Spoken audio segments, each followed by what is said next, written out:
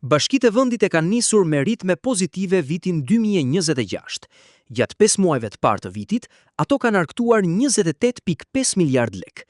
Sipas të dhënave të Ministrisë së Financave, kjo shumte i kalon me 57% planin e parashikuar për periudhën janar-maj. Kjo periudhë raportimi përkon me pagesën e detyrimeve të 3 mujorit të parë të vitit 2026, çka si rregull dhe si praktik bizneset, kryesisht por jo vetëm dhe grupi tjetër që janë taksa paguesit janë qytetarët, janë të orientuar për të shlyer detyrime dhe kanë respektuar afatet e tyre. Përveç realizimit mbi objektiv, të ardhurat e bashkive kanë shënuar rritje edhe në krahasim me të njëjtën periudhë të vitit të kaluar.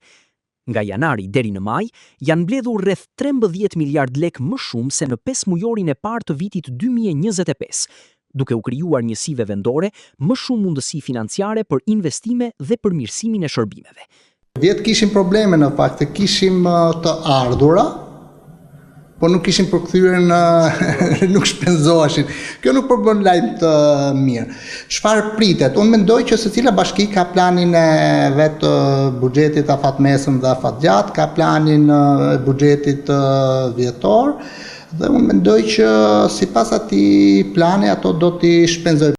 Megjithatë, sipas Institutit të Bashkive, sfida kryesore nuk lidhet vetëm me nivelin e të ardhurave, por edhe me mënyrën se si administrohen dhe shpenzohen këto fonde. Po të thuash se 75-10% e shpenzojnë për paga, sigurime shoqërore apo shpenzime operative apo shërbime të tjera dhe vetëm 20% për investime kapitale.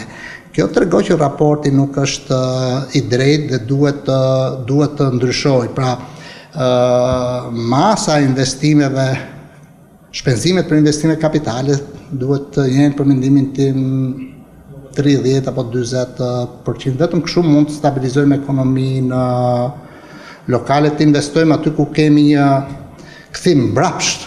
Përveç të ardhurave të siguruara nga taksa mbi ndërtesat dhe taksat e tjera vendore, bashkitë përfitojnë edhe financime nga buxheti i shtetit. Për vitin 2026, qeveria ka parashikuar një fond prej 46 miliard lekësh për njësitë e vetëqeverisjes vendore.